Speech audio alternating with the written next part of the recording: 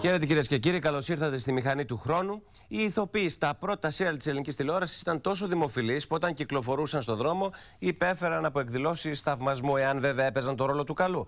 Ή δέχονταν επιθέσεις εάν υποδίονταν αρνητικούς πρωταγωνιστές. Παράδειγμα στις ιστορίες που θα σας διηγηθούμε απόψε είναι η Λυγκίνη που στη σειρά Η Γειτονιά μας ζήτησε από τον Κώστα Πρετεντέρη να αλλάξει το σενάριο και να γίνει πιο συμπαθητική στον κόσμο γιατί είχε δεχτεί μια επίθεση από ταξιτζή. Αλλά αυτό είναι το θέμα μας απόψε. Τα πρώτα serial της ελληνικής τηλεόρασης, οι πρώτες ενημερωτικές εκπομπές. Στο τέλος, βέβαια, εσείς θα κρίνετε εάν η τηλεόραση στις ημέρες μας είναι καλύτερη ή όχι. Κοντά μας η Σάσα Καστούρα και ο Ιάσον Τριανταφυλλίδης. Η θελική Σάσα της γειτονιάς. Πάντως, εγώ θέλω να πω σε αυτό που είπες, το εσείς θα κρίνετε. Δεν ξέρω πόσοι θυμούνται την τηλεόραση τότε. Και αντίθετα με ό,τι λέγεται, η τηλεόραση εκείνα τα χρόνια, αν εξαιρέσει, ήταν βέβαια μια κρατική τηλεόραση. Με δύο κανάλια, το ένα κρατικό και το άλλο του στρατού, η ΕΝΕΔ και το ΕΙΡΤ, ήταν πολύ καλύτερη από τη σημερινή, γιατί είχε πολύ, αν εξαιρέσει τις ειδήσεις που ήταν σαφέστατα κατευθυνόμενες και το Γεωργαλά, που βγαίνει 8 και 4 και έκανε κατήχηση, κατά τα άλλα είχε πολύ πιο ωραία δομημένο πρόγραμμα, δηλαδή τα serial ήταν serial, είχε ξένες σειρές πολλές, και μάλιστα φρέσκες που περιόρισαν εκείνη την εποχή στην αμερικανική τηλεόραση. Είχε καταπληκτικές ενημερωτικές εκπομπές, είχε τους δύο μύθους, Φρέντι Γερμανό και Νίκο Μαστοράκη, καταπληκτικά τηλεπαιχνίδια, και είχε τη μεγάλη τύχη να γεννηθεί την ώρα που πέθανε ο παλιός ελληνικός κινηματογράφος. Και βέβαια έφταιγε και η τηλεόραση που πέθανε ο παλιός ελληνικός κινηματογράφος και κληρονόμησε κάποια από τα πολύ μεγάλα του ταλέντα, με πρώτο και καλύτερο τον μεγάλο Κώστα Πρετεντέρη που δέσπωσε επί 8 χρόνια, δηλαδή από το 70 στο 78 που έφυγε. Έγραψε πάνω από 10 serial με τεράστια θεαματικότητα. Μακάρι να ζούσε σήμερα ο Πρετεντέρης, αλλά και τον Νίκο Φόσκολο. Και θέλω να πω κάτι εδώ στον Νίκο Φόσκολο. Θα μας τα πεις όταν θα έρθουμε στο Φόσκολο, γιατί έχουμε τον Άγνωστο Πόλεμο. Θέλω να πω ότι οι τρεις πρώτες ιστορίες, αυτό ελάχιστοι το ξέρουν, του Αγνώστου Πολέμου, δεν ήταν γραμμένες για να υπηρετήσουν κάποιο συγκεκριμένο καθεστώς. Ήταν μεταφορά στην τηλεόραση ταινιών που είχε γράψει το σενάριο ο Φόσκολος πριν την δικτατορία. Αυτός είναι ο Βαρτάνης, φοράει τη στολή του. Είναι οι ελάχιστες σκηνές που σώζονται από αυτό το ιστορικό σύριαλ. Αυτή είναι και η μουσική. Η θρυλική μουσική. Στήθιονε η Ελλάδα τότε. Ερήμωνε. Μάλιστα. Λοιπόν, πάμε να τα βάλουμε σε τάξη. Να δούμε λοιπόν πώς ξεκινάει αυτή η τηλεοπτική ιστορία. Θα πάμε στο 71 και στον Άγνωστο Πόλεμο.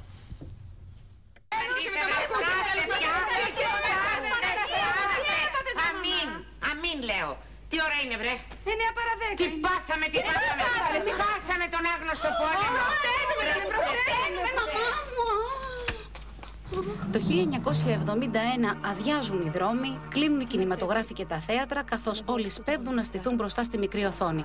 Η τηλεόραση εχμαλωτίζει τους θεατές με τον Άγνωστο Πόλεμο του Νίκου Φόσκολου. Θα σου φανεί βλακεία. Μπορεί τη βλακεία να την πιστέψω περισσότερο από την εξυπτάδα. Δεν έβλεπαν παντού σε όλα τα χωριά. Όπου λοιπόν έπιανε ο δέχτης το σταθμό, τα χωριά βλέπαν. Τα χωριά που ήταν πίσω από το βουνό δεν έβλεπαν την εκπομπή. Και υπήρχε λεωφορείο που έγραφε Άγνωστος Πόλεμος, που ξεκινούσε από το χωριό, ήταν πίσω από το χωριό, σταθμό που δεν έβγαινε, και πήγαινε στο άλλο χωριό για να παρακολουθήσει ο κόσμος τον Άγνωστο Πόλεμο. Κεντρικό ρόλο στη σειρά έχει ο Άγγελος Αντωνόπουλος, που υποδίεται τον συνταγματάρχη Βαρτάνη. Είμαι αδελφή αξιωματικού. Η αδελφή του Βαρτάνη. Ξέρω καλά το μέγεθος της προδοσίας μου. Ξέρω καλά το καθήκον μου. Είμαι όμως και μάνα. Το σενάριο αναφέρεται στην περίοδο του Δευτέρου Παγκοσμίου Πολέμου και έχει απ' όλα. Σασπένς, κατασκόπους, έρωτες, αλλά και πολύ δάκρυ. Μια μάνα που της πήραν το παιδί της. Μια εδώ στην Πετρόπολη, έμενα με Νίκη και ήταν και η αδερφή μου. Και είχε πάει δίπλα στη σπιτοϊκοκυρά και βλέπανε τηλεόραση και φωνάζει κάποια στιγμή η σπιτοϊκοκυρά μου. Λέει τρέξε, της λέει της αδερφή μου, το φάει, πήρε φωτιά, είχε καεί. Γιατί τι βλέπανε τότε? Τον Άγνωστο Πόλεμο, αυτά. Για τον Άγνωστο Πόλεμο, όταν παρατώσαν όλα και φεύγαν, παρακολουθούσαν. Είχε τράβηξη. Την εποχή του σύριαλ αυτό, είχε πέρασε, είχε τράβηξη. Το παρακολουθούσε ο κόσμος. Η τηλεόραση εκείνη την εποχή ήταν τραγική ιστορία. Δεν είναι όπως είναι σήμερα τα πράγματα. Τρέμε και η καρδιά σου, μην κάνει λάθος ο άλλος. Γιατί πια το πλάνο ξαναπήγαινε πάλι από την αρχή. Κάθε μέρα που περνάει θέση σου γίνεται ακόμα και πιο δύσκολη. Θα σου φανεί βλακεία. Μπορεί τη βλακεία να την πιστέψω περισσότερο από την εξυπνάδα. Έμπαινε ένας ηθοποιός ο οποίος ήταν καινούριος και είχε το τρακ που έμπαινε και αυτό στην τηλεόραση και έπρεπε να πει μια ατάκα. Στη στρατηγία μου οι υπόθεσεις δυσκόλεψαν τα πράγματα και πρέπει. Και όπως είχαμε τα ποτήρια, σε αυτό μου το έλεγε, ήταν πολύ μεγάλη έκπληξη και του είπε αυτό το ποτήρι.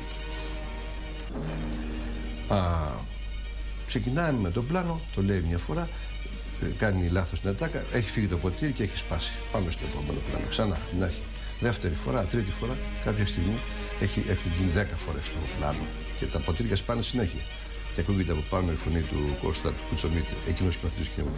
Μαλάκα, πρόσεχε, τελειώσαν τα ποτήρια.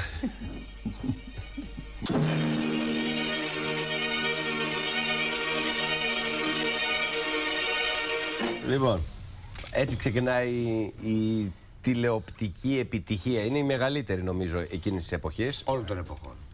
Όλων των εποχών. Όλων των εποχών, γιατί σκέψου μια Ελλάδα, το βλέπουμε σήμερα, που μιλάμε για μεγάλες θεαματικότητες, ότι ο ένας ή ο άλλος έκανε μια μεγάλη θεαματικότητα. Καλά, δεν τις μετράγανε κιόλας, δεν τις μετράγανε τις θεαματικότητες. Με τις ταράτσες, λέει, τις μετράγανε. Όσο περισσότερες κεραίες υπήρχαν.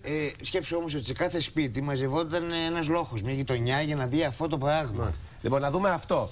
Λοιπόν, αυτό είναι στα περιοδικό Επίκαιρα του 1973, Ιανουάριος. Γίνεται μια ψηφοφορία. Ανακηρύσσεται άνθρωπος της χρονιάς για το 1972, την προηγούμενη χρονιά, ο Άγγελος Αντωνόπουλος. Είναι μια ψηφοφορία, όπως διαβάζω, 6.500 άνθρωποι ψήφισαν και τον φέρνουν στην πρώτη θέση με ποσοστό 13%. Με δεύτερο το Μίκη Θεοδωράκη με 10,5. Σκέψου είναι δικτατορία. Ναι. 73 είναι δικτατορία. Ναι. Ψηφίσαν το Θεοδωράκη. Ψήφος διαμαρτυρίας. Τρίτος είναι ο Αθηναγόρας, ο Πατριάρχης. Ακολουθεί ο Μακάριος και ο Βοσκόπουλος. Το σχόλιο το οποίο κάνουν οι δημοσιογράφοι, οι οποίοι έκπληκτοι διαπιστώνουν ότι ένα τηλεοπτικό αστέρι είναι πρώτος Έλληνας, είναι ότι η τηλεοπτική παντοδυναμία καθορίζει και τις επιλογές και τις προτιμήσεις. Ναι. Απ' την άλλη υπάρχουν και οι λεγόμενοι κομμένοι. Ο Στέφανος Λινέος καταθέτει μια άποψη, θα δούμε, ότι υπήρχαν 3 κατηγορίες ηθοποιών εκείνη την εποχή. Να το δούμε και να το σχολιάσουμε. Πώς με κρατάνε ακόμα στην αστυνομία, απορώ. Την περίοδο της δικτατορίας κάποιοι ηθοποιοί μπήκαν στο περιθώριο. Το όνομα του Στέφανου Λινέου ήταν από τα πρώτα στη μαύρη λίστα της Χούντας. Απαγόρευσαν σε πάρα πολλούς, τους πήραν την άδεια. Τότε είχαμε άδεια για να παίζουμε. Μετά έφτιαξαν μια blacklist, δηλαδή ποιοι ηθοποιοί μπορούν να παίζουν στην τηλεόραση, στο ραδιόφωνο, παντού και ποιοι δεν μπορούν. Ο Στέφανος Λινέος το 1967 είναι γενικός γραμματέας στο Σωματείο Ελλήνων Ηθοποιών. Η δράση του ενοχλεί. Ήμουνα στην blacklist εγώ προσωπικά μαζί με πολλούς άλλους, ειδικά όμως εγώ με τον Βασίλη Μεσολογίτη λόγω των συνδικαλιστικών μας αγώνων. Το σωματείο διαλύεται και η δικτατορία δημιουργεί νέο με διορισμένους ηθοποιούς, ενώ οι καλλιτέχνες όπως ο Στέφανος Λινέος θεωρούνται κομμένοι από την τηλεόραση. Δεν παίζαμε στην τηλεόραση, ούτε καν εμφανιζόμαστε να μιλήσουμε για τη δουλειά μας. Ούτε στο ραδιόφωνο, ούτε στην τηλεόραση. Σύμφωνα με τον καλλιτέχνη, την επταετία οι ηθοποιοί της τηλεόρασης χωρίστηκαν σε 3 ομάδες. Εκεί πράγματι ήταν πάλι 3 κατηγορίες ηθοποιών. Αυτοί που τα είχαν πάρα πολύ καλά με την δικτατορία και έπαιζαν μάλιστα και σε φιλοδικτατορικά έργα. Λογικό είναι. Άνθρωποι δεν μπορούμε να έχουμε την απέτηση από όλους να έχουν μια αγωνιστικότητα ή να λένε όχι. Είναι και επιβίωσης θέμα. Ήταν οι άλλοι οι οποίοι, τι να κάνουν, οι άνθρωποι έπρεπε να ζήσουν και μετά υπήρχε κατηγορία όχι πολλών αλλά αρκετών ηθοποιών που δεν επέτρεπαν. Όταν είναι τόσο ακραία τα φαινόμενα, όπου τυπώθηκε από το θέατρο του Θόδωρου Κρήτα τότε το λεξικό των ανθρώπων του θεάτρου. Σε αυτό λοιπόν υπήρχαν όλοι εκτός από 5 ονόματα. Είχε απαγορεύσει Χούντα ακόμα και στο λεξικό.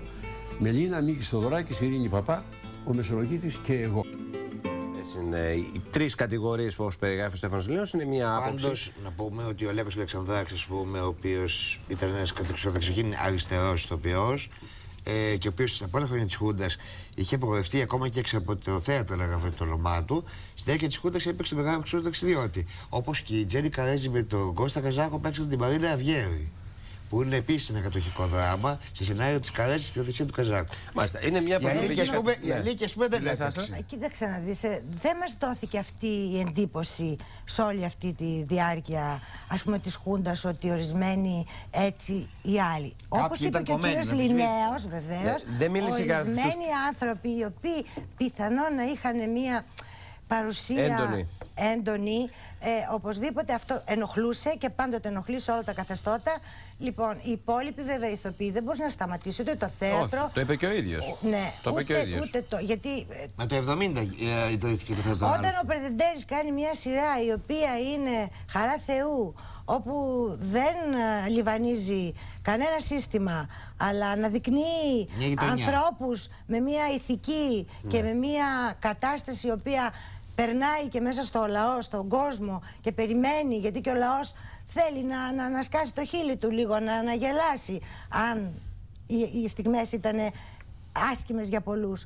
Λοιπόν, δεν μπορείς να αρνηθείς σε έναν τέτοιο άνθρωπο, σε έναν θεατράνθρωπο, ο οποίος ήταν και αριστερός, αν το πάρουμε και έτσι, ο Πρετεντέρης. Δεν ήταν ο Πρετεντέρης κανένας άνθρωπος. Δεν είναι θέμα επίγραφης ταμπέλας τώρα αυτό το οποίο λέγεται και ακούγεται, αλλά είναι μια κατάσταση συγκεχημένη. Γιατί μην ξεχνάμε ότι πρέπει να απολογηθώ κατά κάποιο τρόπο. Η τηλεόραση ξεκινάει δυστυχώς μέσα σε ένα τέτοιο καθεστώς. Αυτό είναι η ατυχία της ελληνικής τηλεόρασης. Δεν σταματάνε τα πράγματα. Απλώς να μην είσαι ένας άνθρωπος ο οποίος υπηρετεί στο σύστημα. Ωραία. Πάμε να κάνουμε το πρώτο διαφημιστικό διάλειμμα και αμέσως μετά θα ξεκινήσουμε με Λούνα Πάρκ και Μπαρμπαγιώργη και βεβαίως η σειρά στην οποία εσύ έκανες την παρουσία σου με πολύ έντονο τρόπο, η σειρά «Η γειτονιά μας». Σε λίγο επιστρέφουμε.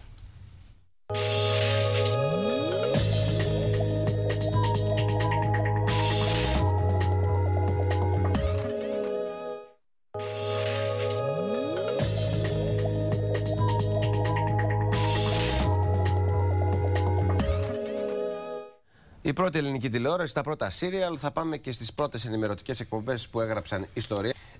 Η ιστορία γράφεται με ένα πικρό χαμόγελο, θα έλεγα, το 1974. Είναι η μεγάλη επιτυχία του Διονύση Παπαγιαννόπουλου, είναι και το κύκνιο άσμα του, θα λέγαμε. Και είναι ο ρόλος ο οποίος ήδη τον έχει καθιερώσει στον κινηματογράφο. Εγώ θέλω να πω ότι ο Γιάννης Ζαλιανίδης είχε αρνηθεί να κάνει τηλεόραση επικρατορίας και ξεκίνησε να κάνει τηλεόραση όταν έπεσε η Χούντα. Και το Λούνα Πάρκ ξεκίνησε το φθινόπωρο του 1974. Λοιπόν, πάμε να δούμε το βίντεο και αμέσως μετά να το σχολιάσουμε.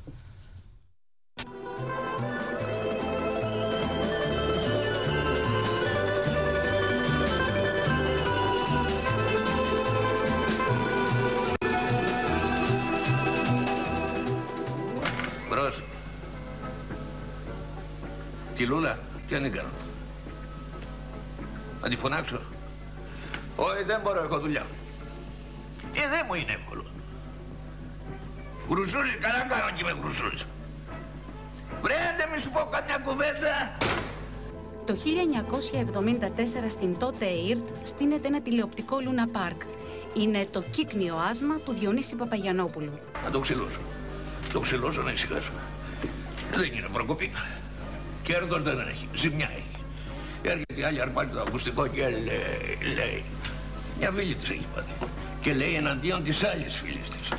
Δεν την έχω ακούσει βρετόλη να πει μια καλή κουβέντα. Πάω να πουλήσω καμιά κουβαρίστρα εκεί πέρα. Έρχεται ο άλλος, παίρνει υπεραστικά. Κατάλαβες. Ο Παπαγιαννόπουλος ήταν έκτακτος, άριστος ηθοποιός και έκανε αυτό τον μέσο Έλληνα, τον νοικοκύρη, τον Ρωμιό, τον έκανε με τον καλύτερο τρόπο. Ο Κυριώργης του Λούνα Πάρκ καυτηριάζει τα κακώς κείμενα της ελληνικής κοινωνίας και κυρίως τον ξέφρενο καταναλωτικό ρυθμό της εποχής. Σήμερα, για στα τη σπίτα. Τι είναι αυτό, Πάνη? Χιλιάρικο, Κυριώργη. Και τι θέλεις? Έλα, άκου τη σπίτα.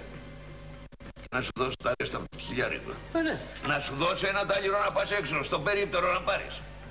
Δηλαδή, εγώ φταίω που είμαι ευγενής. Γιατί είσαι ευγενής, Φάνη? Γιατί κανονικά έπρεπε να σου πω, χάλασέ μου τον Κυριώργη. Δεν το έκανα όμως. Είπα να χαλάσω, αλλά να του κάνω και κατανάλωση. Τώρα μας δουλεύεις από πάνω, Φάνη. Έλα τώρα δώσε, γιατί βιάζω. Όχι, δεν πουλάω.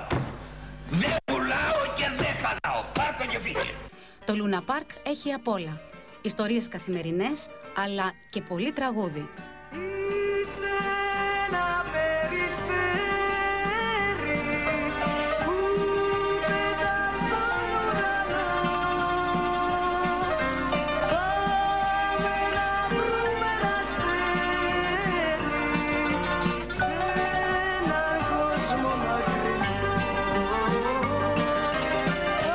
Σκέφτηκα ότι ένα βαριετέ θα ήταν κάτι καινούριο για την τηλεόραση, Δεδομένου ότι εκείνη την εποχή τα βαριετέ άρεσαν πάρα πολύ στον κόσμο. Ήταν ένα λαϊκό θέαμα. Αν λοιπόν υπήρχε αυτό και στην τηλεόραση, ήμουν σίγουρος ότι θα δούλευε. Και δούλεψε. Η ιδέα δεν ήταν τόσο δική μου. Δεν ήταν τόσο δική μου. Ήταν του Ντένι του Πετρόπουλου, του παραγωγού. Σταμάτα! Κι άφησε με να παίξω κι εγώ! Ωραία, Δημήτρη, θα σε αφήσω. Κάτσε, τόσο κόπο έκανα να μην το ευχαριστηθώ. Κάλε, μ' αφήσει τον Βασίλη να μ' αφήσει να παίξω. Έχει δίκιο το παιδί, Βασίλη. Μ' άφησε τον επιτέλους να παίξει. Θα το αφήσω, Κέτη μου. Μα τι δεν τον αφήσει, αυτό είναι για παιδιά, Βασίλη. Κι εγώ παιδί είμαι, Κέτη μου. Τι παιδί, Βασίλη μου. Μεγάλο παιδί. Μεγάλο παιδί. Όλη η Ελλάδα ως Βασιλάκι με ήξερε. Δεν ήξεραν τίποτα άλλο. Ούτε εγώ θυμόμουν και τίποτα άλλο. Ο Βασιλάκης, ένα παιδί καθημερινό, υποτίθεται χαριτωμένο, που κάνει εξυπνάδες ή κάνει βλακίες. Του πέφτουν στο κεφάλι διάφορα περίεργα πράγματα. Οι πρωταγωνιστές εκείνης της περίοδου κυρίως έμειναν στην ιστορία με τα ονόματα των ρόλων που έπαιζαν σε εκείνα τα σύριαλ. Θυμάμαι, δηλαδή, η χαρακτηριστική περίπτωση είναι ο Διονύσης Παπαγιαννόπουλος, ο οποίος τελείωσε, ας πούμε, την καριέρα του και την πορεία του ως Κυριώργης. Ακόμα και στις ταινίες μετά, δηλαδή ενώ ξεκίνησε από τις ταινίες, πέρασε στο Λούνα Πάρκ, έγινε ο Κυριώργης, ο Γκρινιάρης, ένα είδος Έλληνα Walter Ματάου, ας πούμε, και στη συνέχεια γύρισε κι άλλες ταινίες πια με τίτλος «Ο Κυριώργης κάτι» ή «Ο Κυριώργης εκπαιδεύεται» ή «Ο Κυριώργης στην πόλη». Στη σειρά, ο Διονύσης Παπαγιαννόπουλος εμφανίζεται σχεδόν πάντα θυμωμένος αλλά και θυμόσοφος. Με κοφτερή ματιά σχολιάζει κάθε τι που προσβάλλει την αισθητική του. Λάρισα Σέρες, εδώ σε θέλω. Πες μου, Κυριώργη μου, τι βάζουμε εδώ. Άσε με, μωρέ Νίκο, αφού βλέπεις ότι διαβάζω, άσεντε. Η δουλειά σου δεν είναι να διαβάζεις. Και τι είναι? Να βοηθάς. Δεν ξέρω από ποδόσφαιρο. Τόσο το καλύτερο. Οι ατζαμίδες κερδίζουν σήμερα. Λοιπόν, βάζω χ. Βάλα και χ και ψ και ωμέγα να τελειώνουμε. Όφι Γιάννηνα. Τι βάζω? Φήμοτρο. Βάλε όφι να σε φάει να ησυχάσω. Έτσι έβλεπε τη ζωή του την ίδια.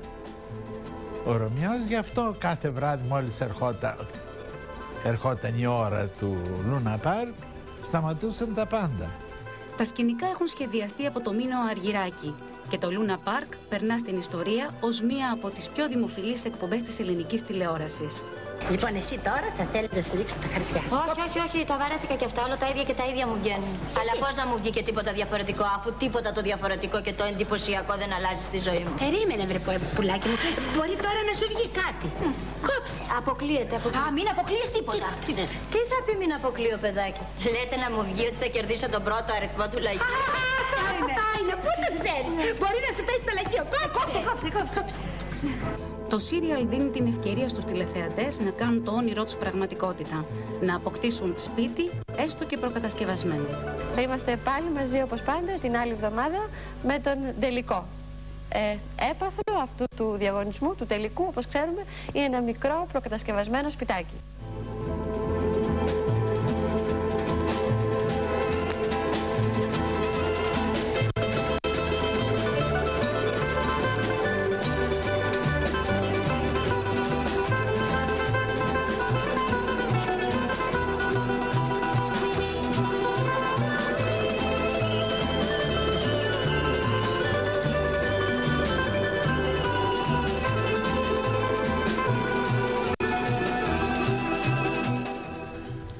Αυτό η μουσική, Και του μην πλέσει, είχε ακουστήσει στο αρθροπάκι του. Αυτό το οποιαδήποτε ομοιότης με πρόσωπα και καταστάσεις ποτέ δεν το κατάλαβα. Γιατί υπήρχε πρόβλημα, δηλαδή. Όχι, δεν υπήρχε κανένα πρόβλημα. Ίσως να το γράφανε έτσι, γιατί πραγματικά συνταυτιζόταν η ζωή των ηρώων με κάποιους απ' έξω. Και σου λέει, επειδή μπορεί να μοιάζουν, ας γράψω αυτό το πράγμα. Το οποίο ήταν πάρα πολύ ωραίο. Ήταν πολύ ωραίο. Λοιπόν, για να δούμε τώρα από δημοσιεύματα εκείνης της εποχής. Αυτά είναι τα προγράμματα, έτσι. Peyton Place, όλη Ελλάδα το έβλεπε.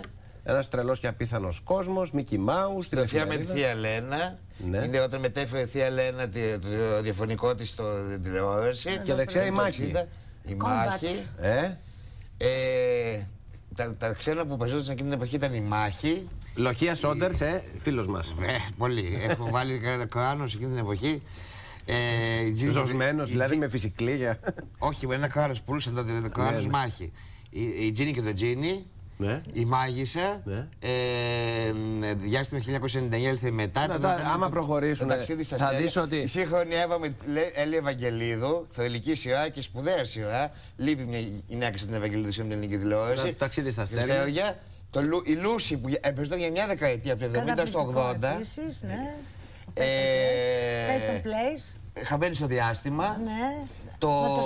Με τον Σποκ, πώς τον λέγανε εκείνον. Ναι, με τα αυτιά. Τα αυτιά. Πώς τον λένε τον άλλον, το άλλο, ο Μάνιξ, που μάλιστα είχε φέρει, επειδή είναι Αρμένης αυτός, είχε φέρει ο Φρέντι Γερμανός τότε στο Αλάτι και Πιπέρι, έναν που έλεγε ότι δεν είναι συγγενής του από την Αρμενία. Τι λες? Βέβαια, ήταν φοβερά πράγματα. Το άλλο με το... Μπάμπα Μητούσης, ο Dr. Kildare. Η Τζούλια, μια ξένη σειρά που ήταν η Τζούλια και ο γιος ο Μακόη, που ήταν μια μαύρη νοσοκόμα και το παιδί της χωρισμένο. Θυμάσαι κανένα σήμα από αυτά? Με τον Τόνι Κέρτις, παιδί μου, εκείνο με τον αυτόν, πρίγκιψ και πώς το λέγανε. Ο Τόνι Κέρτις και ο Ρότζερ Μουρ μαζί. Βέβαια, αυτή η εκπομπή. Επίσης ο Άγιος παίζονταν. Βεβαίως. Και το Καντσονίσιμα, θυμάσαι το Καντσονίσιμα? Βέβαια, με την... Με τις αδερφές Κέσλερ. Και αυτές και την άλλη, μωρέ. Την όμορφη, την Ιταλίδα, τη Ραφαέλα Καρά. Η οποία μετέλθει στην Ελλάδα και έπαιξε με τον Κωνσταντάρα, μια από τις αγαπημένες του Εκείνες και εγώ. Της κάνει και διάφορα σοου. Και βεβαίως του. Να ο Σόντερς. Ναι. Ο λοχαγός. Και λέει ένας νεαρός που μοιάζει πολύ με τον αδερφό του Λοχεία Σόντερς εμφανίζεται στην ομάδα του υπολοχαγού Κάκλεϊ. Λοιπόν, αυτό είναι ένα μικρό μέρος της εποχής εκείνης, έτσι, ηρωικό. Γιατί ήταν ο Τζίμι Γουέστ. Το θυμάσαι, το Jimmy West, το καουμπόικο, πάρα πολύ ωραίο. Και πάμε να δούμε τη συνέχεια αυτής της τηλεοπτικής ιστορίας. Coronation Street. Τώρα θα έχουμε κι άλλα, θα τα πούμε. Πάμε να δούμε τη συνέχεια της τηλεοπτικής ιστορίας.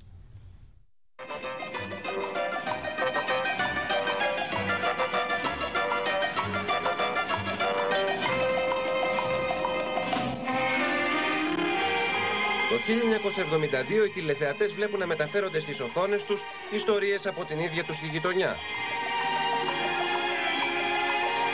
Όλα αυτά που συνέβαιναν στη γειτονιά, συνέβαιναν σε μια γειτονιά της Αθήνας. Με με όλους τους τύπους. Υπήρχαν όλοι τύποι. Ο έτσι, ο αλλιώς, ο αλλιώτικος, ο πλούσιος, ο φτωχός. Το κοινωνικό σύριαλ «Η γειτονιά μας» στο κανάλι της ΕΝΕΔ είναι τόσο οικείο που γίνεται αμέσως αγαπητό. Απλές καθημερινές ιστορίες ανθρώπων που ζουν στην ίδια γειτονιά, όπου κυριαρχεί το αρχοντικό της οικογένειας Δελακοβία. Ήρωες οι άνθρωποι της διπλανής πόρτας. Προχτές εκεί που ήμουνα, ήταν και εκείνος ο Κουτσοπόλης, ο υδραυλικός, ο Βλάσης. Το ξέρω, μου το είπε ο ίδιος. Φυσικά θα σου πει και για μένα. Τώρα θα το ξέρει όλη η γειτονιά. Ναι, γι' αυτό πρόκειται, ρε παιδιά. Βοηθήστε με, σας παρακαλώ, δεν θέλω να μάθει τίποτα η Κίκη. Αυτό ήρθες να μας πεις, Στανασάκη? Ναι, Μάκη μου, δεν θέλω να τσακωθώ με την Κίκη. Η γυναίκα μου είναι στο κάτω-κάτω, την αγαπάω. Το σενάριο γράφει ο Κώστας Πρετεντέρης, παρατηρώντας την καθημερινότητα των κατοίκων της Αθήνας.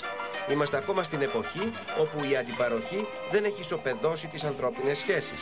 Ο Πρετεντέρης γύριζε μες στις παλιοπαρέες για το καινούργιο σύριαλ «Εμάζευε ιδέας». Και πράγματι αυτό έκανε. Ήταν με ένα τσιγάρο στο χέρι και γύριζε μέσα στην Αθήνα. Παίρναμε τα κείμενα έτσι, αυτό θα στο επιβεβαιώσουν όλοι οι συνάδελφοι, του Πρετεντέρη και τα λέγαμε, τα παίζαμε. Τόσο εύκολα μιλώντουσαν. Την αγαπάς, Γιατί, δεν το πιστεύετε. Άσε ρε Θανάση, με σένα τι να πιστέψουμε και τι να μην πιστέψουμε. Πολύ μας έχεις μπερδέψει, Θανασάκη, πάρα πολύ.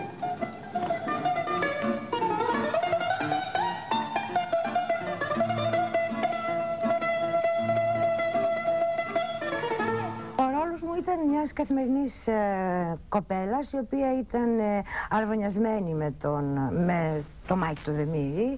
Το Μάκη κράτησε τα ονόματά μας ο Πρετεντέρης, όπως ακριβώς ήταν και στη ζωή, όπου επειδή είχε μία αδερφή ανήπαντρη, το πρόβλημά τους ήταν πώς έπρεπε να τακτοποιήσει την αδερφή του πρώτα για να στη συνέχεια να παντρευτούν. Πολλές φορές οι τηλεθεατές ταυτίζουν τους ηθοποιούς με τους ρόλους που υποδίονται. Όταν έκανα τον Πινάλα, όταν πήγα να φάω στην ταβέρνα, μου φέρνανε μακαρονάδες, γιατί συνήθως έτρωγα μακαρόνια εκεί στο σύριαλ και μου φέρνανε, όσοι καθόταν γύρω-γύρω, λέει πήγαινε ένα πιάτο μακαρόνια, ένα πιάτο μακαρόνια, φέρνανε 2-3 μακαρονάδες, 4 για να τις φάω. Οι άνθρωποι νομίζαν ότι πράγματι πεινάω. Είχα γίνει ιδιαίτερα μισητή στον κόσμο. Τόσο που είχα αρχίσει να φοβάμαι. Μια φορά πήρα ένα ταξί και μάλιστα δεν κατάλαβα και πώς με γνώρισε ο ταξιτζής, γιατί είχα τα ρόλεϊ, φορούσα γυαλιά και τα λοιπά, πρωί 8 η ώρα, δεν θυμάμαι τι ώρα ήταν, και ήταν εκεί στη Λένορμαν, το στούντιο Άτα. Και του είπα παρακαλώ πολύ στο στούντιο και αυτά, και μου λέει: ξέρω ποια είσαι εσύ. Είσαι αυτή που πάει να καταστρέψει. Δεν σου φτάνε που κατέστρεψε τον Γιασό, θέλεις να καταστρέψει τώρα και τον καπετάνιο κτλ.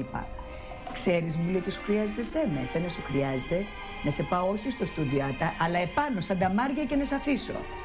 Να, εμένα μου πήγε. Και έτσι παρακάλεσα τον Κώστα τον Πρετεντέρη με κλάματα, ότι σας παρακαλώ κύριε Πρετεντέρη, κάντε μου τη χάρη, μην μου το κάνετε αυτό, δεν μπορώ, ο κόσμος με βρίζει, γυναίκες, άντρες, είμαι αντιπαθητική και δεν μπορώ να το αντέξω. Πραγματικά δεν μπορούσα να το αντέξω.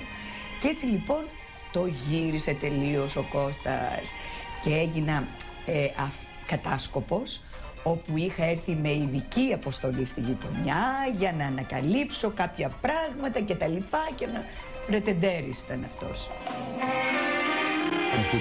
Με στρατηγούς και τέτοια πράγματα.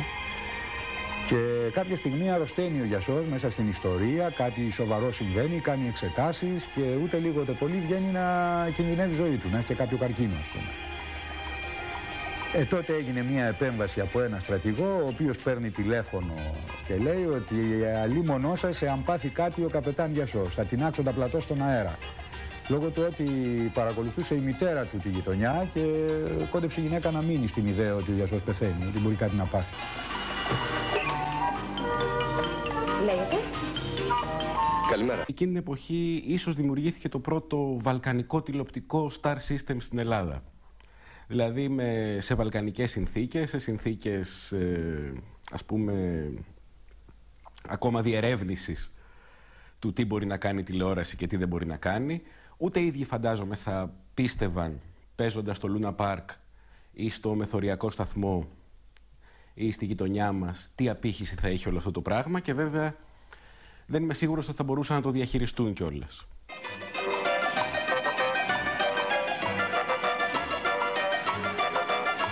Η τηλεοπτική γειτονιά είναι φτωχή, όπως και τα μέσα για το τηλεοπτικό γύρισμα. Πολλές φορές τα μηχανήματα παθαίνουν βλάβη. Ευτυχώς όμως υπάρχει εύκολη λύση, η λεγόμενη και Pix-Lux. Είχαμε ένα δαιμόνιο τεχνικό τότε που τον χάσαμε και αυτόν γρήγορα, τον Μπούρα, ο οποίος είχε βρει το σημείο και πήγαινε γρήγορα σε κάτι κονσόλες, έδινε μία κλωτσιά και μόλις έδινε τη μαγική κλωτσιά, ξανά πήγαινε η εικόνα στα monitor και συνεχίζαμε το γύρισμα. Ή τα σκηνικά που τρέμαν και έπρεπε να τα κρατάνε οι ηθοποιοί με τα χέρια τους, καμιά φορά άνοιγε την πόρτα να μπει ένας βιαστικά στο πλατό, έπεφτει η πόρτα. Ήταν ένας άνθρωπος που έκανε κάμερα, ήχο, τα πάντα τα έκανε ένας άνθρωπος. Αυτό είναι, δηλαδή δεν είχε σπουδάσει κάπου αυτός ο άνθρωπος να ξέρει. Ήταν πρώην φωτογράφος, ας πούμε. Και μετά βρέθηκε να κρατάει την κάμερα και να παίρνει και ήχο. Το 1977 η γειτονιά μας σταματά να προβάλλεται. Έχει συμπληρώσει 550 επεισόδια. Το τέλος του σύριαλ συμπίπτει με την έκρηξη της αντιπαροχής. Οι γειτονιές εξαφανίζονται πρώτα από την τηλεόραση και στη συνέχεια από τη ζωή μας.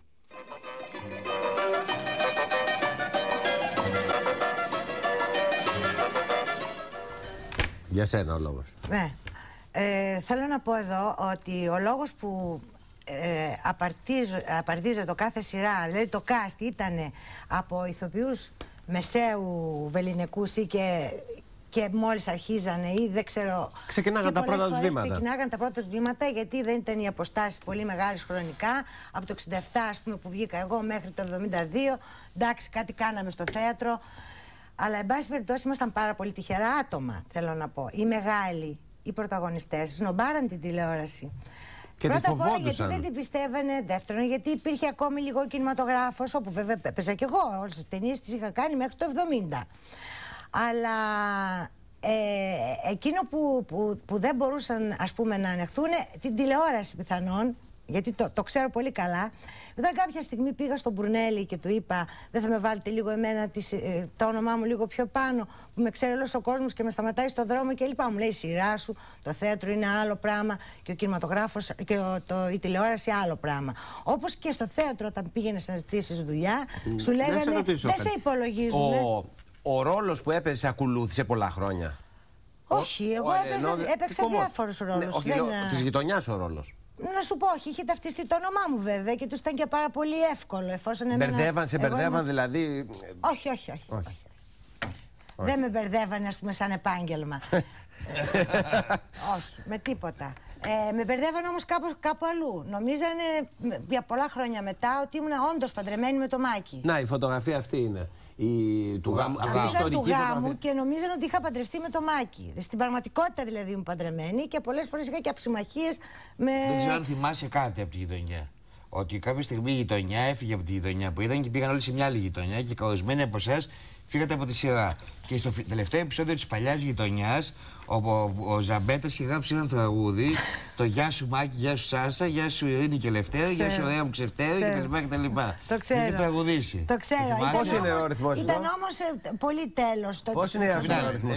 Γεια σου Μάκη, γεια σου Σάσα, γεια σου Ειρήνη και Λευτέρη, γεια σου ωραία μου Ξευτέριλα. Και μετά συνέχισε σε αυτόν τον ρυθμό. Θρυλική. Θέλω να πω ότι όπως από τη γειτονιά, ο Νίκος Ζαχαριάδης έγινε τραγουδιστής. Βέβαια, όπως ο Κώστας Καφάσης έγινε τραγουδιστής. Η Νέλη Γκέννη έγινε τραγουδίστριας. Εγώ χάρη στον Καφάση μπήκα στο. Γιατί ο Παντελέος του είχε γράψει το «Γέλα κυρία μου», γιατί ο Ιωανναθήνη ήθελε να γίνει τραγουδιστής.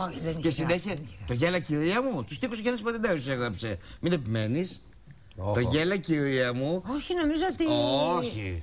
Του στίχους του «Γέλα κυρία μου», «Γέλα μαζί μου». Θα το βρούμε. Ανοίξουμε τα δευτέρια. Κάνουμε ένα ρυθμιστικό διάλειμμα να τσεκάρουμε ποιος και το γιατί και επιστρέφουμε.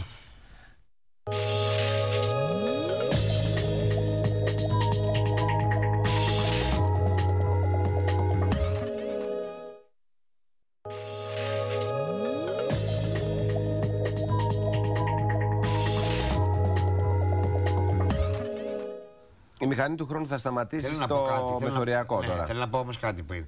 Επειδή είπε και ο Νίκος Ζαχαριάδης και η Ιωαννή Ζουμπουλάκη το πόσο δύσκολα τα πράγματα τεχνικά, σε πόσο άφρες συνθήκες γυρίζανε τότε τα σειρά και όλα αυτά, τα ενημερωτικά όλα. Θέλω να πω ότι εκείνη η εποχή αποδεικνύει καθαρά ότι η ενεργή είναι ο λόγος. Δηλαδή από τη στιγμή που έχει ένα Μπερδεντέρη και γράφει, και να πω ότι κάτι μου έχει πει η Φρόσο Ιεράλη, ότι ο Μπερδεντέρης τότε έγραφε συγχρόνως 10 σειρές. Δεν τα έγραφε, τα μαγνητοφωνούσε τα επεισόδια και έκανε από μαγνητοφώνηση και τα δίνωσε στους ηθοποιούς. Είχαν πολύ δυνατό λόγο, είχαν ολοκληρωμένους ρόλους, γι' αυτό και αυτοί οι τύποι μείναν στο μυαλό μας. Αν δεν υπήρχε ο λόγος του Περδεντέρη και μερικών ακόμα, δεν θα υπήρχαν αυτά τα πράγματα. Μακάρι να υπήρχε σήμερα ένας Κώστας Περδεντέρης. Λοιπόν, μια σειρά που συναγωνίζεται έτσι σε διάρκεια τη γειτονιά είναι ο Μεθοριακός. 84-81. Είναι ο Μεθοριακός. Και είναι, αν δεν κάνω λάθος, το πρώτο σύριαλ της μεταπολίτευσης. Ξεκίνησε μετά. Πάμε να θυμηθούμε την ιστορία αυτή.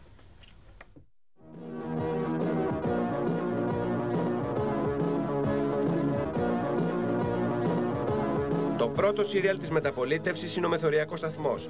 Η εσχατιά της ελληνικής επαρχίας κάθε Τετάρτη στη μικρή οθόνη. Μια φορά και ένα καιρό, κάπου στην άκρη της Ελλάδας, σε ένα μικρό χωριό, τη Καλαμιά, ζούσανε κάμποσες οικογένειες και αγωνιζόντουσαν για το καθημερινό. Όταν πεζόταν ο Μεθοριακός Σταθμός, σταματούσαν οι εκκλησιές, πηγαίναν όλοι στο καφενείο, βλέπαν όλοι μαζί το Μεθοριακό Σταθμό. Η ζωή τους μοιραζόταν στη γη που άλλοτε τους πίκραινε και άλλοτε τους ικανοποιούσε. Στα τρένα που περνούσαν και φεύγαν, και αυτοί γερνούσαν ριζωμένοι εκεί. Είχε φτάσει το 68% ακροματικότητος. Το σύριαλ εξελίσσεται στο ακριτικό χωριό Καλαμιά. Στην πραγματικότητα πρόκειται για τα Κιούρκα Αττικής. Πρωταγωνιστής ο Αλέξης, ένας γοητευτικός γεωπόνος που υποδίεται ο ηθοποιός Βάσος Αδριανός. Υπάρχει και πιθανότητες να μην ξαναγεδοθούμε, έτσι. Ίσως. Ποιος ξέρει. Το 1974 η αστιφιλία σαρώνει την ελληνική ύπαιθρο. Οι τηλεθεατές βλέπουν στις οθόνες τους να αναβιώνουν σκηνές από το χωριό τους. Συμπάσχουν με την τροπαλή ψυχοκόρη Γαρουφαλιά, που είναι κρυφά ερωτευμένη με το μοντέρνο γεωπόνο Αλέξη. Κι αν σε παρακαλούσα να μείνεις. Δηλαδή. Γαρουφαλιά. Είναι η πρώτη φορά που στο λέω. Σε παρακαλώ. Ο Αλέξης είχε διάφορες ερωτικές ιστορίες με κάποιες, αλλά πάντοτε στόχευε σε αυτή την κοπέλα η οποία του έμενε πιστή. Με τα κλάματα δεν βγαίνει τίποτα. Η ζωή θέλει κουράγιο, θέλει πάλεμα. Εγώ νομίζω ήμουν λίγο τσιμπημένη με το Βάσο, αλλά δεν ξέρω πώς πήγε το πράγμα, δεν μου δίνει σημασία. Τότε δεν υπήρχαν ακόμη μεσημβρινές εκπομπές κοινωνικού προβληματισμού. Τη δουλειά έκαναν ακόμα οι κουτσομπόλες και ο μεθοριακός σταθμός είχε τη δική του. Ποιος παντρεύεται το απόγευμα? Καλά, ο κύριος Αλέξης δεν το ξέρεις, Αγγέλα. Μάλιστα. Ο κύριος Αλέξης παντρεύει. Δηλαδή, παντρεύει κάτι φίλους του. Δηλαδή εδώ, καστανιώτες? Τι καστανιώτες, καλά, με ήταν καστανιώτες, δεν θα το ήξερα εγώ. Πρώτα απ' όλα θα μου φαίνανε να τους ράψω τα νηφικά. Δεν ήμουν ακόμη και τόσο γνωστή που να ξέρουν το όνομά μου και με φωνάζανε Φιφίκα, διότι έκανα μία μοδίστρα του χωριού Κουτσομπόλα, η οποία όμως δεν είχε γίνει καθόλου αντιπαθής. Αυτός, κύριε Κυριάκο, ο δρόμος έπρεπε να έχει φτιαχτεί από χρόνια. Πριν από χρόνια δεν ήμουνα πρόεδρος εγώ, κύριε Παναγί. Ήσουνα εσύ. Γιατί λοιπόν μου ζητάς ευθύνες? Τι περίμενες? Να έρθω εγώ για να σου φτιάξω το δρόμο? Άσε ξυπνάδε, μωρέ. Εγώ είμαι λεπτός και ευγενικός άνθρωπος, δεν ήθελα να το φτιάξω το δρόμο. Εγώ να μην πούν οι χωριανοί ότι να, ο πρόεδρος βλογάει τα γένια του και φτιάχνει το δρόμο του. Προτίμησα να κάνω άλλα έργα. Ο συγχωρεμένος ο Πλατής ήταν ο πρόεδρος του χωριού και εγώ ήμουνα ο αντιπρόεδρος του χωριού. Τον ζήλευα γιατί ήταν πρόεδρος αυτός, είχα αντιρρήσεις σε αυτά που έκανε σαν αντιπρόεδρος. Όλο είχαμε έτσι ένα χαριτωμένο καυγαδάκι μεταξύ μας. Ανόητε και κλούδια. Σε παρακαλώ να προσέξεις. Ακούς, Παναγί. Σας παρακαλώ, κύριε, σας παρακαλώ. Σας παρακαλώ, θα σταματήσετε τις παγωμάρες για να δούμε τι θα γίνει με το δρόμο. Ο πρόεδρος και αντιπρόεδρος πάντως είναι δύο ρόλοι, οι οποίοι έτσι είναι πολύ χαρακτηριστικοί, διότι είναι η εύθυμη ρόλη σε μια, θα έλεγα, δραματική και ο Βασίλης Τσιγκλίκας που είδαμε πριν αρκετή ώρα που παίζει στο Λούνα Πάρκ, ήταν ο κωμικός ρόλος μαζί με την Τίκα Σεσσινοπούλου στον τον Νίκα του Φόσκολου. Το 73-74. Να γυρίσουμε τώρα στο τηλεοπτικό πρόγραμμα της εποχής. Για δες ενημερώνοντας το λαό 9 και 15. Ο κύριος Γεώργιος Γαλάς. Τον θυμάμαι σαν εφιάλτη γιατί πρέπει να αρχίσουν τα σύριαλ και μιλούσε ατέλειωτα. Ένα τέταρτο που φαινόταν μια ζωή. Μιλούσε στα μάτια γκρο πλάνο στο φακό 15 λεπτά. Τι έλεγε? Έκανε κατήχηση για τη Χούντα. Ατέλειωτη ώρα όμως, με κουστούμι και τα λοιπά. Και το 69 ξεκίνησε και ο Φρέντι Γερμανός το λέτε και πέρα μαζί με τον κύριο. Κυρίες και κύριοι, είναι μαζί μας η Αρίκη Βουγιουκλάκη. Κάνει αυτό που θέλει. Δεν κάνω αυτό που θέλω. Κάνω αυτό που θέλει ο Σπύρος ο Βασιλείου. Γιατί λέει και η παροιμία μου, όποιο δάσκαλο θα κάτσει, τέτοια γράμματα θα μάθεις. Λοιπόν, εγώ έμαθα ακριβώς τι θέλει ο δάσκαλος. Και αυτό που δεν ξέρει ενδεχομένως πώς το θέλει, του το λες ότι αυτό θέλει και το θέλει τελικά. Η εκπομπή Αλάτι και Πιπέρι που ξεκίνησε το 1969 στην ΙΕΝΕΔ ήταν από τις πρωτοπόρες ελληνικής τηλεόρασης και εξαιρετικά δημοφιλής. Φιλοξένησε μύθους της εποχής όπως τον Τζον Λένον και τη Γιόκο Όνο.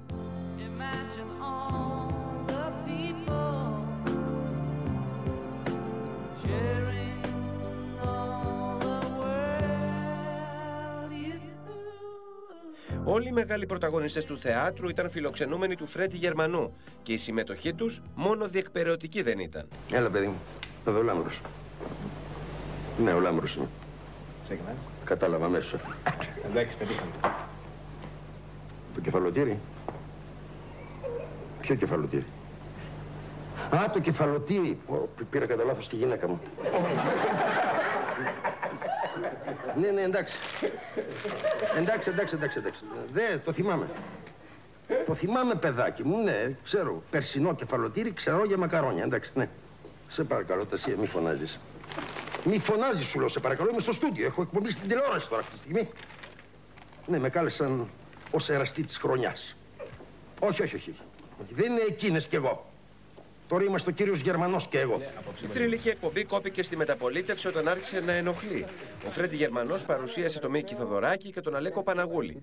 Όταν όμως έκανε αφιέρωμα στη Μελίνα Μερκούρη, οι στρατοκράτες της ΙΕΝΕΔ θεώρησαν ότι το κακό τρίτωσε. Ήταν η αφορμή που μου κόπηκε το Αλάτι και Πιπέρι. Γιατί την έβγαλε σε 2 επανωτές εκπομπές και μόλις γυρίσει στην Ελλάδα. Το Πεντάγωνο, το οποίο τότε ελεγχόταν ακόμα από τον Ιωαννίδη και τους πείραξε η Μελίνα, έστειλε σήμα, γιατί ήταν στην ΙΕΝΕΔ η εκπομπή, να σταματήσει το Αλάτι και Πιπέρι.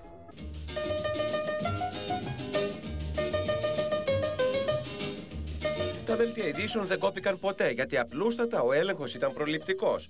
Άλλωστε οι ειδήσεις τότε ήταν σειραφή εικόνων από ξένα πρακτορία. Με τι δελτία ειδήσεων βγάζαμε χαλιβουργία του Ρουρ και ανασκαφές στη Σαχάρα, ό,τι μας δίνανε ξένες πρεσβείες. Δεν είχαμε λεφτά να κάνουμε ούτε μία ελληνική είδηση.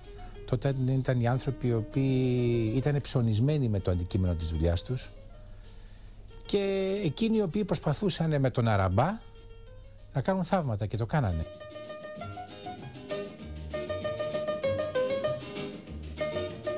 Η έλλειψη εικόνας ήταν το βασικότερο πρόβλημα, αλλά και όταν υπήρχε, ο παρουσιαστής δεν ήξερε τι να δει. Τα κείμενα που διάβαζε από το χειρόγραφο ή τους τηλεθεατές. Οι ειδήσεις αυτό το πράγμα ήτανε. Το σύνδρομο της κότας, όπως λέω, δηλαδή τον παρουσιαστή να ανεβοκατεβάζει το κεφάλι του διαβάζοντας κείμενα, γιατί δεν υπήρχε ούτε το αυτόματο σύστημα που διάβαζε τις ειδήσεις μπροστά από το φακό.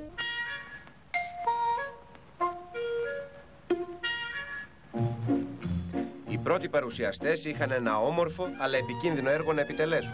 Πολλές φορές το σκηνικό κατέρε, οι ίδιοι όμως έπρεπε να μείνουν ατάραχοι στη θέση τους. Ας μου συγχωρεθεί η κάποια συγκίνηση και ο προσωπικός τόνος. Σπάγανε οι λάμπες την ώρα της εκπομπής, ζωντανές εκπομπές. Μία φορά έπεσε ένα γυαλί στο χέρι μου και το έβαλα πίσω από την πλάτη και είχε γεμίσει αίματα όλο το στούντιο, διότι εγώ δεν σταμάτησα. Συνέβη στον φίλο μου του Σάρη τον Μιχαλόπουλο, όπου δεν έβλεπε, τους έλεγε φέρτε πιο εδώ την τηλεόραση, πιο εδώ την τηλεόραση. Ο floor manager την έσπουχνε μεν την τηλεόραση, αλλά η τηλεόραση δεν κουνιότανε, κάπου ήταν μαγκωμένο το καλώδιο και όταν τελικά αποφάσισε να δώσει μια μεγαλύτερη σπροξιά στην τηλεόραση που ήταν πάνω σε ροδάκια, το καλώδιο ήταν περασμένο κάτω από το ντεκόρ και ψόλο το ντεκόρ πάνω στο κεφάλι του Σαράντη του Μιχαλόπουλου. Μαύρο στην άρα διακοπή. Εγώ κουβάλαγα από το σπίτι μου τα σκηνικά, τα σημαίνια τσαγερά της γιαγιάς και τις γλάστρες από το σπίτι για να φτιάξουμε ντεκόρ κάθε φορά. Ήταν η εποχή του αυτοσχεδιασμού στην ελληνική τηλεόραση. Με κάτι τρίγωνα έτσι από χαρτόνια. Και στην μία μεριά είχαμε κανάλι 5. Στην άλλη πειραματικό σταθμό τηλεόρασης. Στην άλλη πάλι κανάλι 5, κάτι τέτοιο. Γύριζε λοιπόν το πλατό του δίσκου. Απάνω γύριζε και το τρίγωνο αυτό και φαίνεται ήταν ένα ωραίο εφέ. Η Ενέδος κανάλι των ενόπλων δυνάμεων είχε εξειδικευμένα προβλήματα, καθώς ο προϊστάμενος ήταν αξιωματικός της πολεμικής αεροπορίας και έπρεπε να κάνει και πτήσεις για να πάρει το πτητικό επίδομα. Θυμάμαι το διοικητή μας, ο Βαβαρούτσος λεγόταν, χρυσός άνθρωπος. Ήτανε σμήναρχος, ξέρω τι ήταν. Στέλναμε το διοικητή και λέει, πού είναι ο διοικητής, να με πετάει μου λένε.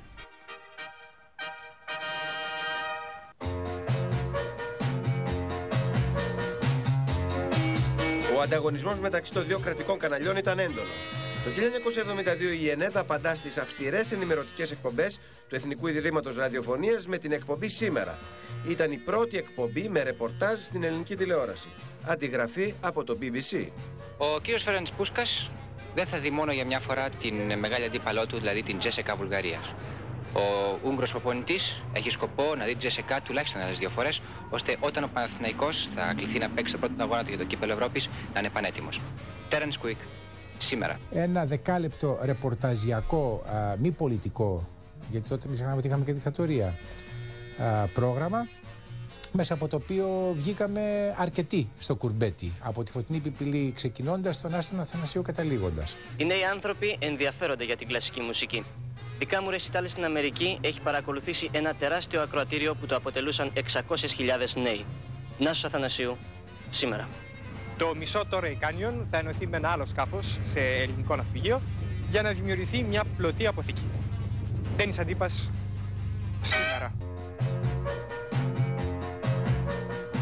Ο παρατέρ μας ήταν ο Σωκράτης ο Ζάπας. Είχε μία μηχανή η οποία ζύγιζε 12 κιλά. Ήταν ηχολήπτης, περνώντας από το λαιμό ένα άλλο μηχάνημα που ζύγιζε 3-4 κιλά και ήταν και φωτιστής. Ο τελικός του Γουέμπλι μπορεί να μην σβήστηκε ποτέ από τη μνήμη των φιλάθλων. Από τα αρχεία της τηλεόρασης όμως σβήστηκε την ίδια μέρα. Την επομένη ζήτησα εγώ για τις ειδήσεις να ξαναπαίξω τα γκολ και 2-3 φάσεις και η ταινία είχε σβηστεί. Αν και τότε η κοινωνία ήταν ανδροκρατούμενη, η τηλεόραση άνοιξε την πόρτα στις γυναίκες.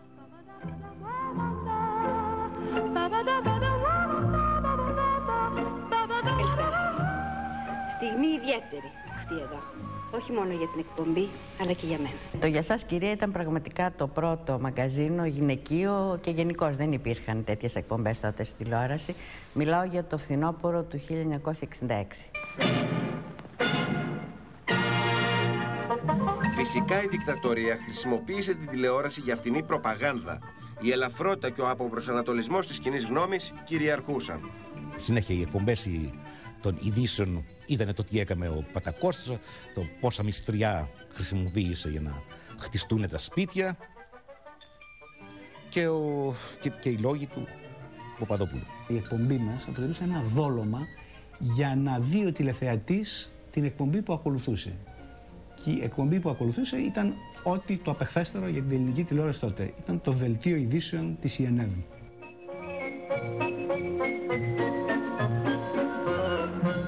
Η εμπλοκή της Χούντας με την τηλεόραση και η λογοκρισία δημιούργησε πολλά ευτράπελα. Η κυταρίτιδα αναδείχθηκε σε εχθρό της Επανάστασης. Θυμάμαι μάλιστα ότι μη είχε φωνάξει ένας διευθυντής τηλεόρασης, ο οποίος ήλεγχε τις εκπομπές, για να μου πει ότι κάποια κορίτσια τα οποία χόρευαν δίπλα σε έναν τραγουδιστή είχαν κυταρίτιδα. Και ότι δεν θα ήταν σωστό να μεταδοθεί αυτή η εκπομπή στον αέρα. Το καθεστώς των συνταγματαρχών δεν αρκέστηκε στη λογοκρισία. Φόρτωσε την τηλεόραση και με δεκάδες ανειδίκευτους εργαζόμενους, που ήταν απλώς συγγενείς και φίλοι των ημετέρων. Κάποιοι από αυτούς ήταν προκλητικοί. Ένας από αυτούς ήταν κάποιος δημοσιογράφος, όπως είχε αναλάβει μια τουριστική εκπομπή. Πριν αρχίσει η εκπομπή, βγάζει το περίστροφο από την τσέπη του, την αφήνει πάνω στην τράπεζα Μίξος και από εκεί και πέρα έλεγε μπρος τώρα στους τεχνικούς, πάμε για την εκπομπή. Αλλά βεβαίως καταλαβαίνετε με την απειλή ενός περιστρόφου πάνω στην τράπεζα Μίξος.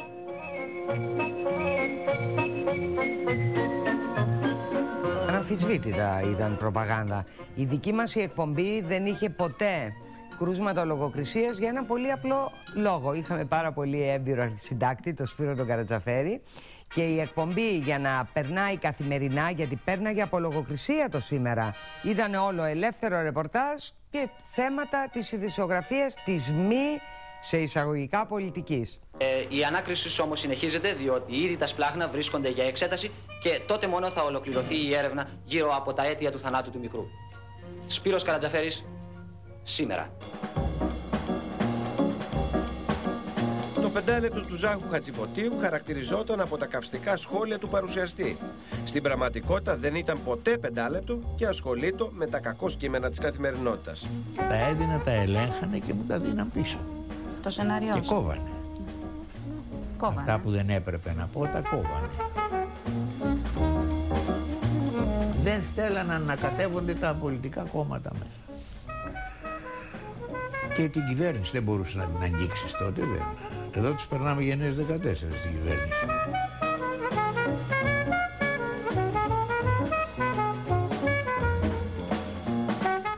Λοιπόν, βρήκαμε φιλμάκια, παρουσιάσαμε και απόψεις. Αυτό που έχουμε μείνει με τη γεύση δεν μας έχεις δώσει. Να πούμε κάτι ακόμα. Μια γεύση από σήματα. Είδαμε την Φωτεινή Πιπηλή με τον Good Γιούγκερς και να πούμε ότι στην καρδιά της Χούντας παίχτηκε ένα σύριαλ στην ελληνική τηλεόραση που ήταν κατοχή και στην οποία πρωταγωνιστούσαν ο Good Γιούγκερς, η Μαρία Σέλ, ο Κλάους Κίνσκι και ο Γιώργος Φούντας.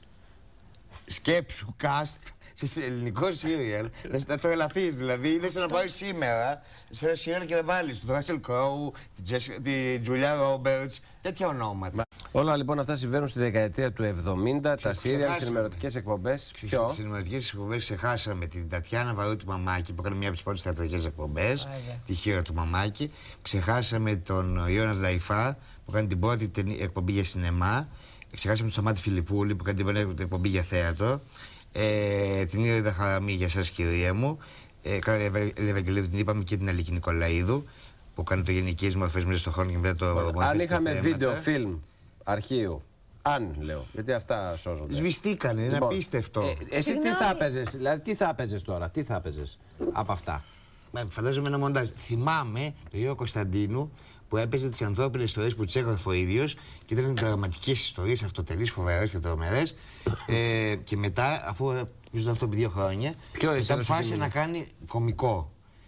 Και ονόμασε τη σειρά «Άσε τον κόσμο να γελάσει». Και στους τίτλους τραγουδούσε ένα τραγουδάκι που λέγε «Άσε τον κόσμο να γελάσει, άσε τον κόσμο να χαρεί, είναι ευτυχία να ζει, είναι ευτυχία να ζεις, πα-πα-πα-πα-πα-πα-πα-πα-πα-πα». Και τώρα σε λέει «Και η ζωή συνεχίζεται». Γιατί οι σειρές του λένε να τη φράση «Η ζωή συνεχίζεται».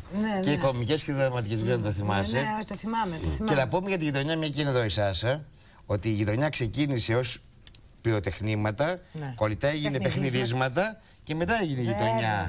Βέβαια. Να πούμε ότι το πρώτο σύριαλ ήταν το σπίτι με το Φίνεκα, ακριβώς 35 χρόνια από σήμερα, Απρίλιος του 1970. Το γράφει το σενάριο και εκεί σε Σερδίτσα. Να της δώσουμε και αυτήν ένα φόρο τιμής. Και το δεύτερο, το Μάιο του 70. Θυμάσαι σήμα από εκείνο, θυμάσαι? Όχι, αυτό δεν το είχα δει καθόλου. Ο κύριος συνήγορος που ήταν το Μάιο του 1970, 35 χρόνια από τώρα. Ζωντανά μιλάμε τώρα όλα αυτά. Και έβγαζε και λόγο. Και τα παιχνιδίσματα και τα πυροτεχνήματα. Μία και έξω. Και μετά είχε γίνει. Πέφταν τα σκηνικά, τέτοια πράγματα. Και μετά από γραμμένα σκονάκια στα χέρια μας, πώς θα γίνει, δεν σταματούσε τίποτα. Και εσείς κάνατε σκονάκι? Βεβαίως, εγώ ήμουνα και εγώ στα παιχνιδίσματα στο τέλος. Ναι, αφού το βασικό cast το παιχνιδίσματα. Από εκεί ήταν και αυτό. Και συνεχίσαμε. Και το πιο διάσημο από τα μουσικοχορευτικά προγράμματα ήταν το Κυριακή χωρίς σύνορα, χαρούμενη Κυριακή. Και έλεγε το τραγούδι μου, φαίνεται αν θυμάμαι καλά, Κυριακάτικο φεγγάρι, δίχως είναι φανάζεις. Με τις αδελφές Μπρόγερ. Το θυμάσαι? Πώς δεν θυμάμαι. Μετά τη Χούντα έκανα μουζάκι από τον παππού στον Εγγονό 7 χρόνια. Τι γινόταν όμως, οργασμός σύριαλ και τον παππού στον Εγγονό αυτό. Πώς? Από τον παππού στον Εγγονό. Και αυτό πρέπει να έχουν σωθεί σε κομμάτια.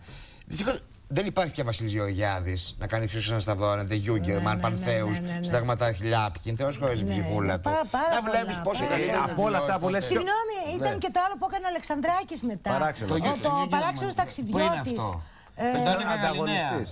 Και έπαιζε και πώς τον λένε, ο Νότης Περιάλης. Ναι, ο Νότης έπαιζε και στο Χριστό ξανασταυρώνεται. Η Νόνικα έκανε, καλά στο Χριστό ξανασταυρώνεται, καταρχήν το μοναδικό σύριαλ στο οποίο έπαιξε η Γεωργία Βασιλιάδου. Μέσα στη μεγάλη κάστη που είχε η Κάτια. Ναι, έκανε τη γριά που ήταν φίλη της Ελένης Ζαφυρίου. Που έκανε την καμπουρίτσα, την υπηρέτρια του Πασά. Είχε φύγει από το θέατρο η Βασιλιάδου, δεν την είχα προλάβει. Ναι, ήταν πολύ μεγάλη. Πες μου κλείνοντας, ποιο σήμα εκπομπής σύριαλ προγράμματος θυμάσαι πιο έντονα? Δηλαδή αυτό που... Σου είπα, πιο έντονα από όλα. Το δικό μας, δεν είναι? Πες το. Δεν το θυμάμαι, δεν το θυμάμαι πολύ καλά. Όχι, μπορεί να κάνω λάθος. Έλα, το μια χαρά το θυμάσαι, λέγε μου, Δεν το θυμάμαι, ειλικρινά. Δεν το θυμάμαι παραπέρα. Το θυμάσαι λίγο καθόλου, έτσι να το πούμε μαζί, γιατί δεν το θυμάμαι. Όμως ήταν πολύ όμορφο, τώρα δεν θυμάμαι τώρα. Ούτε ποιος έγραψε τη μουσική θυμάμαι. Θα σου πω, δεν ήταν πολύ ωραία χρόνια? Καταπληκτικά χρόνια, πάρα πολύ ωραία χρόνια. Τέλος πάντων ενισχύαμε και τα οικονομικά μας, μας γνώρισε ο κόσμος, αλλιώς θα ήμασταν ένα τίποτα, πιστεύω. Μην φανταστείς, ξέρεις πόσο λίγα παίρνανε. Σκέψου ότι η Βουγιουκλάκη το 1974 που έκανε μετά τη Χούντα τη Βασίλισσα Αμαλία έγινε θέμα γιατί έπαιρνε 25.000 δραχμές το επεισόδιο, που ήταν ένα τεράστιο ποσό, δηλαδή ότι ξαφνικά δηλαδή σαν να πιέξει $1 εκατομμύριο δολάρια. Μου επιτρέπεις να ρωτήσω το μισθό σου? 500 δραχμές. Και σε καλή μεριά. Ήταν όμως 2 φορές τη βδομάδα. 500 δραχμές. Λοιπόν, φτάσαμε, ναι. Το 50 έπρεπε να το φας εκεί, γιατί πηγαίναμε 8 το πρωί και φεύγαμε το μεσημέρι ή το απόγευμα για να πάμε στο θέατρο. Μας έφτανε η ώρα. Έπρεπε να πάρεις να φας, να πεις τον καφέ σου. Πάει το 500. Πάρεις το ταξί σου. Υπήρχε και ακρίβεια. Δεν είχαμε και αυτοκίνητα τότε. Η ακρίβεια είναι παλιό φαινόμενο, δεν είναι σημερινό. Ναι, αυτό θέλω να πω. Επομένως δεν μας έμεινε τίποτα. Προς το τέλος μονάχα έκανε μια επαναστασούλα ο συγχωρεμένος ο Μάκης και ζήτησε λίγο παραπάνω χρήματα, όπου βέβαια δεν μας έγινε το χατήρι καθόλου και συνεχίσαμε έτσι όλα αυτά τα χρόνια. Τώρα ευκαιρία ξεχάσαμε.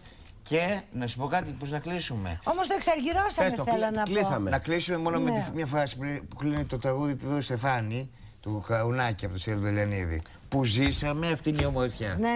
Ναι, βεβαίως. Σας ευχαριστώ πολύ. Καλή νύχτα. Ευχαριστούμε πολύ. Και εμείς ευχαριστούμε.